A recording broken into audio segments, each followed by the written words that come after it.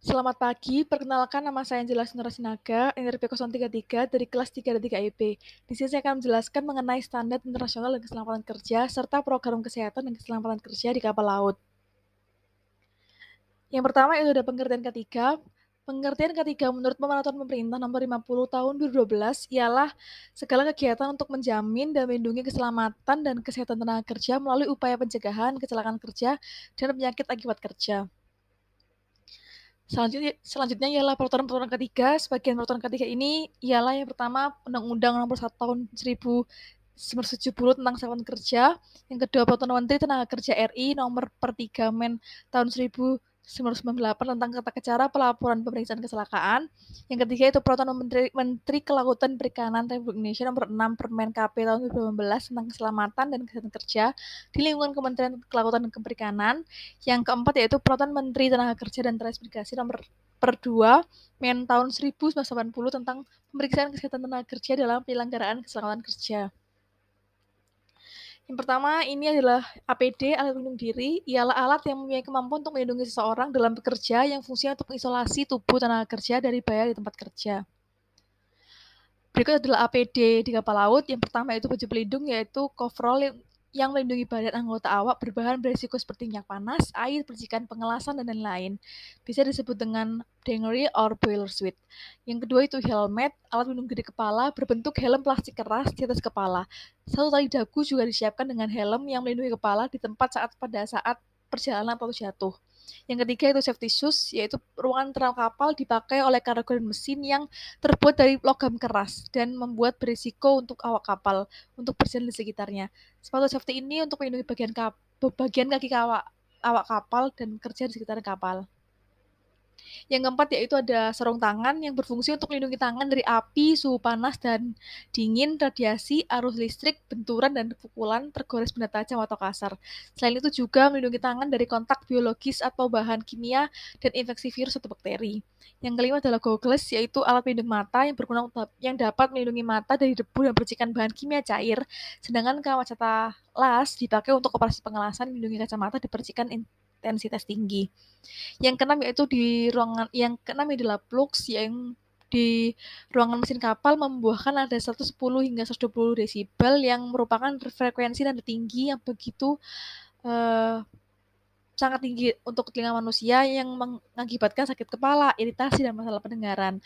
Plugs ini berfungsi menyumbat atau penutup telinga yang bertujuan melindungi dan mengurangi tingkat kebisingan yang masuk ke dalam telinga. Yang ketujuh ialah ada safety harness, yaitu digunakan oleh operator di satu ujung dan diikat pada titik kuat di ujung lainnya. Yang delapan yaitu adalah face mask, yaitu bagi pekerja di permukaan insulasi, pengecatan atau pembersihan karbon yang melibatkan partikel berisiko, maka diperlukan face mask untuk sebagai perisai muka dari partikel berisiko tersebut. Yang kesembilan adalah camel suit digunakan untuk menghindari pemakaian bahan kimia di kapal agar tidak langsung terkontak dengan kulit manusia. Yang ke-10 ialah welding perisai, ialah perisai las yang melindungi mata dari kontak segera dengan cahaya ultraviolet dari percikan las. Selanjutnya adalah membahas tentang program keselamatan dan kesehatan kerja yang terdiri dari penyuluhan, pelatihan, dan pemeriksaan kesehatan.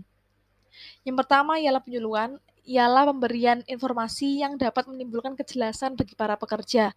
Tujuannya yang pertama meningkatkan tingkat pengetahuan para pekerja atau kapal. Yang kedua meningkatkan tingkat kecakapan atau kemampuan meliputi perubahan dalam hal kemampuan berpikir dan cipta keterampilan yang lebih efektif dan efisien sehingga lebih berdaya guna dan berhasil.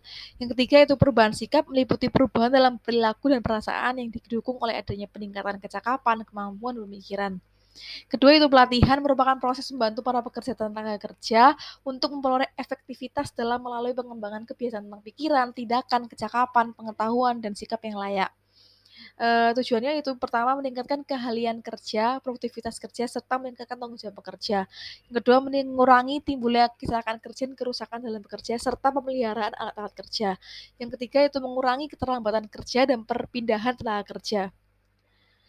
Selanjutnya adalah pemeriksaan kesehatan yang terbagi oleh 3, yaitu pemeriksaan kesehatan sebelum bekerja, bertujuan untuk mengenali penyakit sejak dini, menilai kebugaran pekerja, serta sebagai data dasar informasi para pekerja.